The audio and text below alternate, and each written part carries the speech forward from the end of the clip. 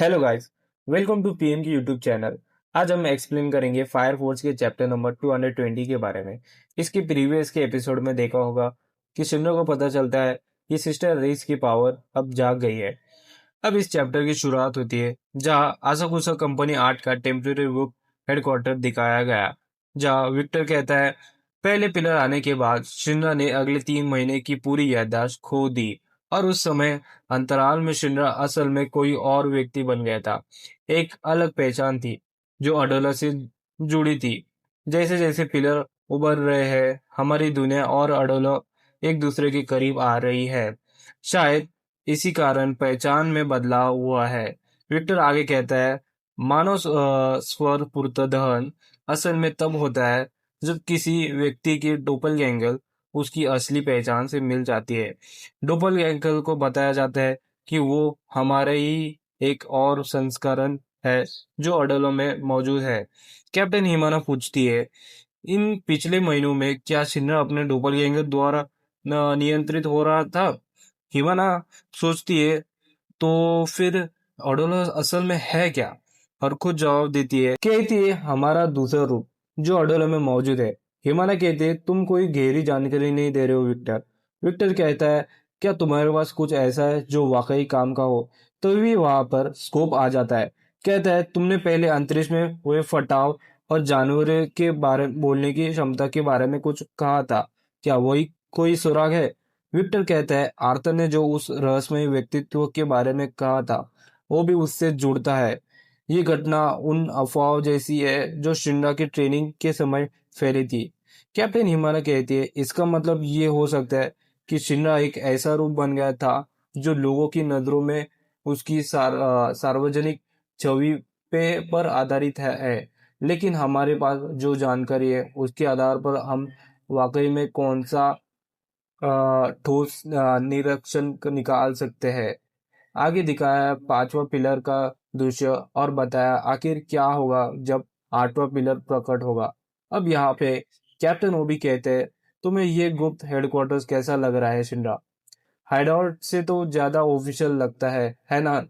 आओ बैठो जरा आराम करो शिंडा। शिंडा कहते हैं ठीक है। कैप्टन ओबी कहते हैं असल में आसाकुसो में ये छोटा सा घर था तो वल्कर ने इसे हमारे लिए नया बना दिया। शिंडा बोलते हैं अच्छा समझ आया।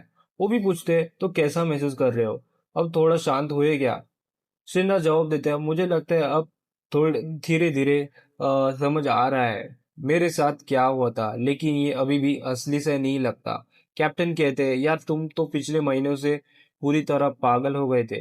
अफसोस है कि तुम्हें कुछ याद भी नहीं है। शिन्ना पूरी तरीके से शर्मिंदा हुआ था। कैप्टन हंसते हुए बोलते हैं ये चेहरा देखकर तो साफ है। तो हाँ तुम वही शिन्ना हो। शिन्ना बोलते हैं अरे यार हंसना बंद करो। कैप्टन कहते हाँ हाँ माफ करना माफ करना। कैप्टन मुस्कुराते हुए कहते तुम पिछले कुछ महीनों में सच में बहुत बेवकूफ थे, लेकिन दिन के आखिर में मैं कभी तुम्हें नफरत नहीं कर पाया। शिनरा धीरे से बोलता है आप सच में बहुत अच्छे इंसान है कैप्टन। कैप्टन कहते हैं तुम्हारी ये मुस्कान देखकर मेरे को मेरी सारी चिंताएं दूर हो गई। तुम्हारा वापस आना सच में अच्छा लगा। उम्मीद है कि तुम हमारे साथ लड़ते रहोगे। हम सब इसमें एक साथ है। शिनर कहता है बिल्कुल कैप्टन। शिनर मन ही में बोलता है उन्होंने मुझे कभी दूर नहीं धकेला, बस मुझे स्वीकार कर लिया, मुझे अपनाया। भले ही मैं अपनी माँ का कातिल कहलाने वाला इंसान बन गया था, फिर भी उन्होंने मुझे कभी छोड़ा नहीं। मेरे जैसे आदमी के लिए इतने दूर कोई नहीं जाता सिवाय कैप्टन के। चिन्ना भावुक होकर कहता है आपके अंडर दोबारा लड़ना मेरे लिए सम्मान की बात है होगी सर, धन्यवाद। कैप्टन कहते हैं 3 महीने में हो गए है तो ये है हमारी मौजूदा स्थिति। हाइजामा हाइजिमा के ओगरू ने इंटरसेप्शन का नेतृत्व संभालने का काम किया है और अ, वे सभी सफल रहे और पांचवा प्लेयर प्रकट हो चुके हैं। हर बार उनमें से एक टाइटैनिक इन्फर्नल भी प्रकट हुआ, लेकिन हाइजिमा और दूसरी यूनिट हर बार उनका सामना करने के लिए वहां पर मौजूद थे। सुना है उन्होंने कैप्टन होडा को हाइजिमा कैनन में लोड करके ढाक दिया सीधे एक जायंट के ऊपर। लगता है ओगुरु कोरोना को अच्छे से संभाल पा रहा है। शिन्ना कहते हैं, ओ गुरु, मैं उसे बंदे को जानता हूँ। कैप्टन कहते हैं, वो हाइजिमे का नया रंगरूट है जो तेजी से रैंक में ऊपर बढ़ रहा है। वो एक ऐसा कमीना है जो बातों को घुमा फिरा कर नहीं कहता, लेकिन इससे वो काफी मशहूर हो गया है लोगों के बीच में भी। मुझे लगता है लोग उसे ईमानदार समझते हैं और यही सब अब तक हो रहा था। शिन्ना बोलता है, जानकारी के लिए शुक्रिया कैप्टन। शिन्ना कहता है, एक बात है जो सिस्टर आइरिस ने कही थी और उसने मुझे सोच में डाल दिया है। उसने कहा था कि हर नए पिलर के एक के साथ लोग और भी ज्यादा ताकतवर हो रहे। कैप्टन कहते हैं, खैर मैं ठीक से नहीं खेल सकता। सिस्टर जैसे जिनके पास ताकत नहीं है उनके बारे में मुझे ज्यादा पता नहीं, लेकिन माकी और हिनावा ने अपनी ताकत में बढ़ोतरी महसूस की है। शिनरा मन ही मन में बोलता है, कैप्टन को अभी तक आइरिस के बारे में पता नहीं है। कैप्टन कहते हैं, लेकिन जो मैंने सुना है उसके मुताबिक सबसे बड़ा असर थर्ड जनरेशन के लोगों पर पड़ा है, जो पहले ही काफी ताकतवर थे, वे अब और भी मजबूत हो गए हैं। तुमने कहा था कि तुमने सपने में अतीत देखा था, है ना?